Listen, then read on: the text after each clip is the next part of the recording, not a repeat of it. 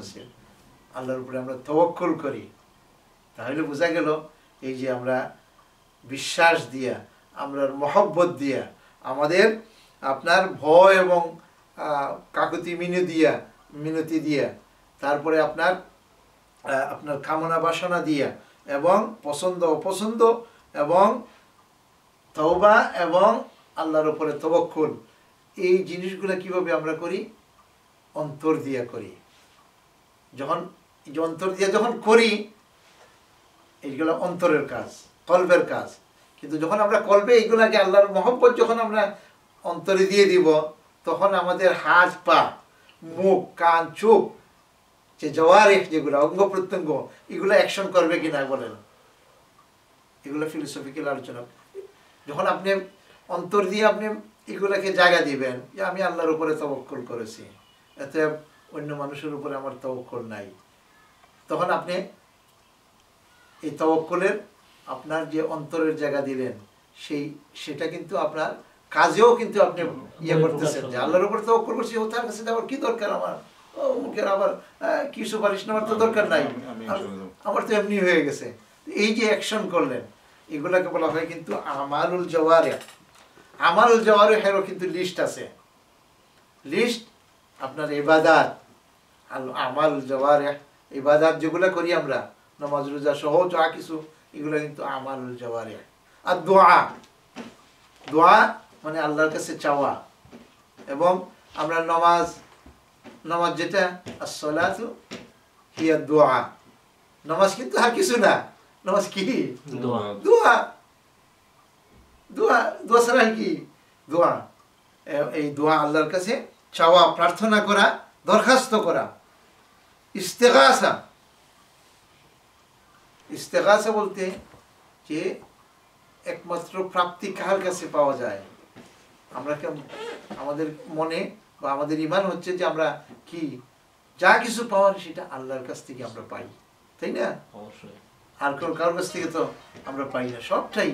হ্যাঁ, একজন মানুষ হয়তো আমাকে 500 টাকা দিয়েছে কর্জা, এটা তার কাছ থেকে পেয়েছি, কিন্তু মূলত তো আল্লাহই এটার ব্যবস্থা করেছেন, এটা, তাই না? এই যে এগুলো হচ্ছে আমাল জাওয়ারিহ। এরপরে আপনার ইস্তিআনা, সাহায্য চাওয়া, ফাস্তাইন বিল্লাহ। আমরা যখন সাহায্য চাই তখন কার চাই? আল্লাহ রাব্বুল আলামিনের সাহায্য চাই, এবং প্রয়োজন অনুযায়ী আমরা আল্লাহর সাহায্য চাই। এরপরে নজর,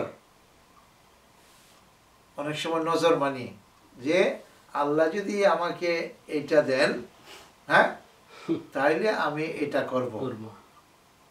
এটাও কিন্তু আমরা করি, করি না? আমরা করি।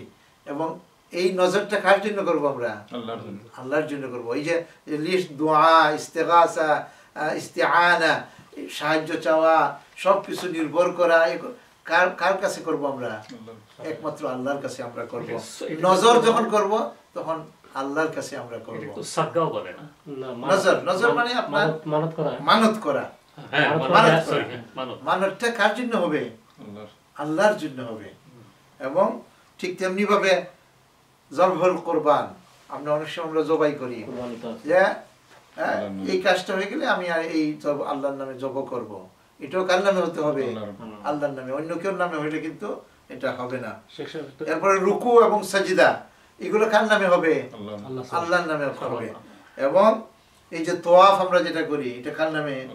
এই যে এমনকি হজরে আসওয়াদে চুমা যে আমরা, সেটাও কিন্তু কার জন্য করি? আল্লাহর জন্য করি।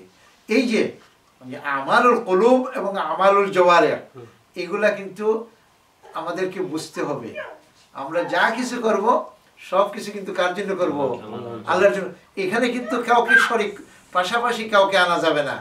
এই যে মানুষের পরবর্তী আলোচনা কিন্তু চলে আসবে, শিরকের আলোচনা চলে আসবে, এর আলোচনা চলে আসবে, আপনার ওসিলার আলোচনা চলে আসবে, এরপরে আপনার এই যে কারামতের কথা চলে আসবে, তারপরে আপনার বিভিন্ন ধরনের যেগুলা মানুষের ইমানকে আপনার কি করে দুর্বল, মানে ইমান থেকে সরিয়ে নেয়, এই ধরনের জিনিসগুলো। এগুলোর ইমানের সাথে জড়িত কিনা, ওসিলা ইমানের সাথে জড়িত কিনা, আপনার তাওয়াক্কুল এবং আপনার এই যে নজর, নেওয়াজ, এইগুলা, এবং আমরা অনেক সময় মনে করি যে এটা কেরামত হয়ে গেছে, অমুকের আউলিয়ার কেরামত, অমুক পীর সাহেব এটা করে নিছেন।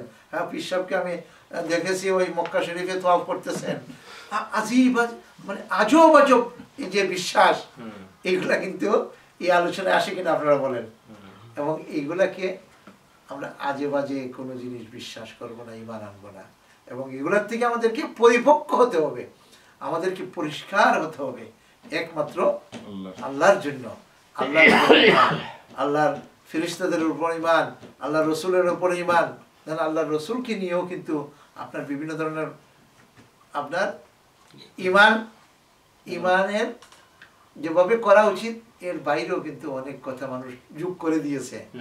এখন বলতেছে ঈমানে যে আল্লাহ রসুলের পেশাব পায়খানা এটাও মানে আপনার পবিত্র। আল্লাহ রসুল সাল্লাল্লাহু আলাইহি ওয়াসাল্লাম নূর, তিনি এখনো জীবিত আছে, আমরা এখানে বসলে পরে তিনি চলে আসেন। এগুলো কি আকীদার ব্যাপার না? আমার মাইকটা আমাদের যে ঝগড়াঝাটি যেগুলো হইতেছে আর কিছু নিয়ে না, এইগুলো নিয়ে। এই জন্য কিন্তু ওই যে এগুলার কিন্তু বেসিক উসুলগুলা এবং আপনার আইটেমগুলা বুঝলে পরে কিন্তু সহজে আমরা বুঝতে পারবো।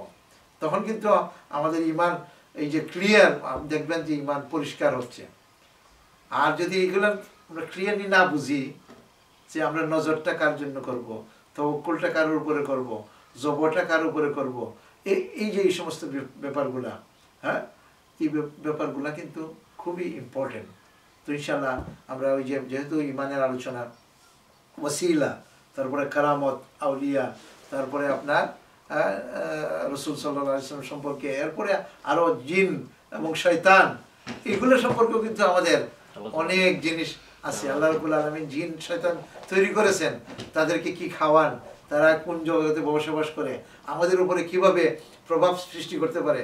এখন একজন যদি, আমি একজন বলি যে হ্যাঁ আপনার উপরে জিনের আসর করছে আর জিনেই আপনাকে চালাইতেছে, আপনি আপনার বিভিন্ন ধরনের আপনার আকীদা কিন্তু আমাদের ভিতরে চলে আসে এবং এগুলা কিন্তু আমাদেরকে ওই সরাইতে, তো সেই জন্য এইগুলো থেকে কিন্তু এই যে ঈমানের যে যত মানে খুরাফাত, মানে এই যে তাহরিফ, এগুলা কিন্তু এই সমস্ত জিনিস থেকে। তো এই যে আমি কিতাব দেখেছিলাম আকিদাতুল মুমিন, আবু বকর আল-জাযাইরি, তিনি সংক্ষেপে এই কিতাবের ভিতরে অধিকাংশ ব্যাপার যেগুলা মানে যুক্তি সহকারে তিনি নিয়ে এসেছেন। আরো বড় বড় কিতাব আছে আকিদার কিতাব, মানে অসংখ্য এই জিনিসগুলাকে তারা ইয়ে করেছেন, আপনার সমস্যার সমাধান করেছেন। এবং এইগুলোর থেকে যেন মুসলমান সহি আকিদাতে আসতে পারে, সহি ঈমানে আসতে পারে, বিশ্বাসে আসতে পারে। এবং এই চেষ্টা না করলে কিন্তু আমরা সত্যিকার মুসলমান হতে পারবো।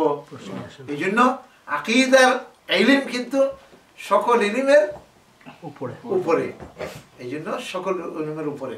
তো আসুন আমরা আল্লাহ আমাদেরকে এই ধারাবাহিকভাবে এই যে কারামত, ওয়ালিয়া, এগুলো আমি তো ওসিলা, এগুলো নিয়ে আলোচনা করবো না, আমরা সংক্ষেপ হইল ইনশাআল্লাহ। আর আপনারা আমাদের অনুরোধ, এই বই কিন্তু আপনাদের বেডের পাশে রাখবেন এবং পড়বেন, তাইলে দেখবেন প্রত্যেক কথাই, এবং যেটা পড়বেন সেটা যেন স্মরণ থাকে এবং সেটা যেন আমরা না ভুলে যাই। প্রত্যেকটা কথা আমরা যেন স্মরণ করার চেষ্টা করি এবং আমাদেরকে তৌফিক দান করুন। ওয়া আলাইকুম ওয়া রাহমাতুল্লাহি ওয়া বারাকাতুহু।